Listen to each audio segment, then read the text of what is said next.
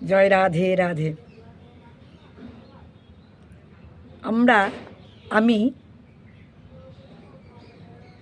তোমাদেরকে প্রণাম জানিয়ে আবার একটা তত্ত্ব কথা বলছি। শোন, কালী পুজোতে, কালী মায়ের পুজোর সময় কেন বাজি ফাটানো হয়, এর একটা বৈজ্ঞানিক কারণ আছে বা পৌরাণিক কাহিনীও আছে। কালী পুজোর দিনে, কার্তিক মাসে যখন কালী পূজা হয়, তখন শীত পড়তে শুরু করে।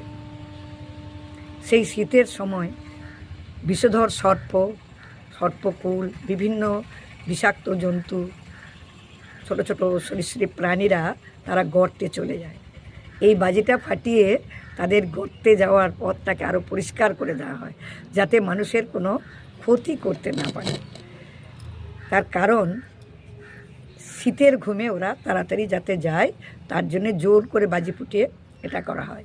আর একটা পৌরাণিক কথা আছে, যখন রামচন্দ্র 14 বছর বনবাস থাকার পর যখন রাজত্বে উনি ফিরলেন, তখন প্রজারা বাজি ফাটিয়ে ওনাকে সম্বর্ধনা দিয়েছিলেন। শ্রীরামচন্দ্রের আগমনের বার্তা সারা জগৎময় ছড়িয়ে পড়ুক, তাই সেই দিন রামচন্দ্রের যে রাজ্যে, অযোধ্যায় যখন ফেরেন, তখন এইভাবে বাজি ফুটিয়ে তাকে সম্বর্ধনা দেওয়া হয়েছিল। তাই এই বাজি ফাটানোর রেওয়াজটা আজও আমাদের ধর্মে চলে আসছে। সেই জন্যেই কার্তিক মাসটাকেই বেছে নেওয়া হয়েছে বাজি ফোটানোর মেন টাইম। আরও তো অনেক পূজা হয়, সেগুলোতে এত বাজি ফোটানো হয় না, কিন্তু কার্তিক মাসে মা কালীর পূজায় বাজি ফাটানো হয়।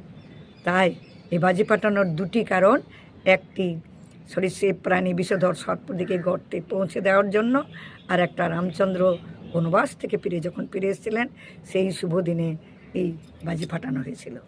ঠিক আছে বন্ধুরা, আমার কথা ভালো লাগলে মনে রেখো, এটুকুই বলছি।